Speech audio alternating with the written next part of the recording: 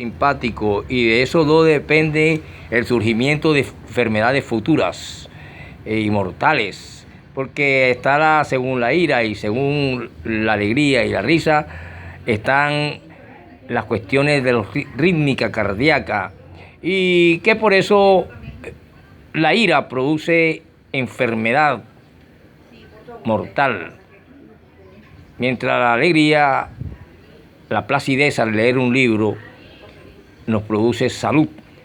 Y eso lo saben los científicos, incluso de la Princeton University o Harvard en New York.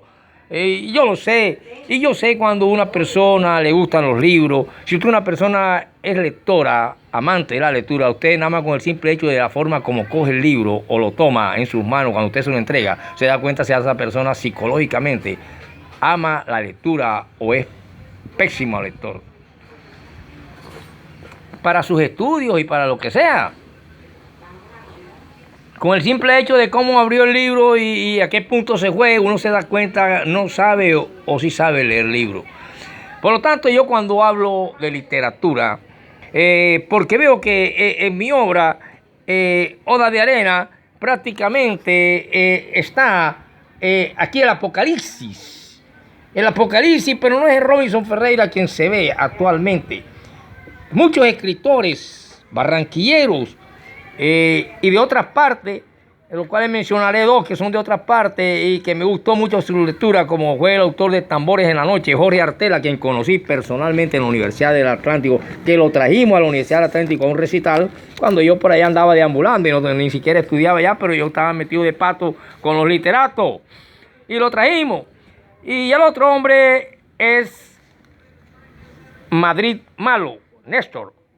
Menciono a estos dos que son de fuera, pero lo que hicimos mucho aquí en Barranquilla.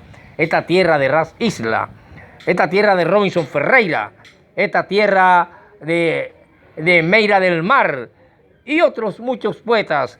Pero yo quiero mencionar esto porque para hablar de literatura usted tiene que dividir la literatura. Usted tiene, si quiere hablar del himno nacional, sabe que está ante la literatura de Rafael Núñez. Y si quiere hablar de los derechos del niño, está ante la literatura de Antonio Nariño, de los derechos del hombre, y estas cuestiones pertenecen a la literatura republicana. Sin embargo, al mencionar a Melo y a Jorge Artel y a Fico y a a Margarita Galindo, Fico Federico Santo Domingo, etcétera, usted está en los nuevos y en los contemporáneos, a donde posiblemente irá algún librito mío en el futuro, después que yo muera, así como Carlos Marx, que después que murió que se dieron cuenta que Carlos Marx era filósofo y que le estaba haciendo daño al capitalismo duro. Entonces, vemos, después que lo utilizaron, porque precisamente las revoluciones burguesas se deben al libro de Marx, pero resulta que nació otra clase que nunca la burguesía creyó que iban a nacer, porque para producirle su mercancía era necesario que hubieran trabajadores, distintos a los que habían cuando trabajaban en el campo, los esclavos, etcétera, etcétera, al señor feudo. Ahora se necesitaba de la mano de obra, y esa es la clase obrera, y esa clase obrera es la que se levanta por ley contra la burguesía, que es dueña de fábrica y de trabajo, y les explota, y entonces nace otra nueva clase social que es la clase obrera, y eso estamos. Pero yo quiero mencionar y hablar precisamente de los insulares. Aquí en los insulares podemos mencionar a Néstor Madrid Malo. Muchos piensan y dicen era más barranquillero que el Caño lo llama, pero resulta que era que Madrid Malo lo queríamos aquí bastante en Barranquilla, hizo su vida aquí, social, pública. Pero Néstor Madrid Malo, que también su obra Fugaz parece que fuera del Apocalipsis, casi como la obra de Ferreira, con matices distintos, porque Ferreira es un teólogo y Madrid Malo no era un teólogo. Pero entonces se ve aquí que Néstor Madrid Malo le llaman el poeta del sueño, y Ferreira no sueña que se está quemando la catedral, es una realidad en el libro de Ferreira. Una realidad porque estamos en las eras contemporáneas, donde cualquier ciudad puede ser destruida por un petardo, una bomba nuclear, si los diplomáticos no entran y escuchan a los poetas, a los humoristas y a la gente que hace que el sistema parasimpático se dispare y traiga salud al cuerpo. Entonces, por lo tanto, Néstor Madrid Malo lo situamos entre los insulares.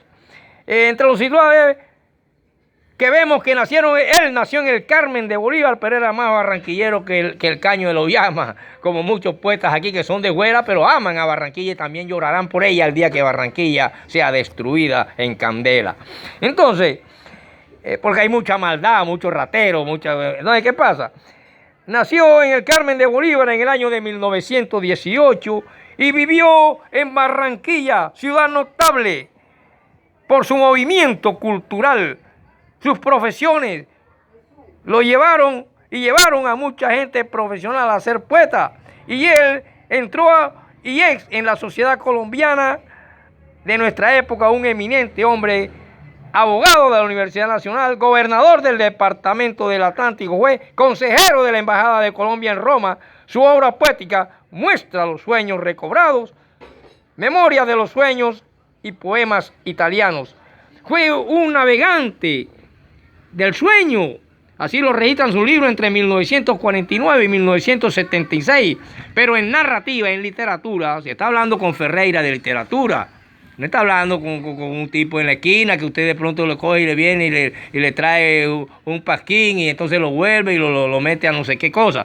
Entonces, tiene muchos relatos, entre esos podemos mencionar a Guineo Verde, que lo escribió yo entre 1955 y 66. Me llama la atención este librito, Guineo Verde, este cuento, porque fue que en 1955 apenas acaba de nacer el poeta Robinson Ferreira, y es la época en que Gabriel García Márquez, en Argentina, hacen la hojaraca. Entonces esos son mis abuelos y bisabuelos en literatura, pero la literatura sigue viva y de ellos se sigue hablando, y yo estoy hablando en la época contemporánea y moderna de ellos. Por lo tanto, los poetas somos inmortales.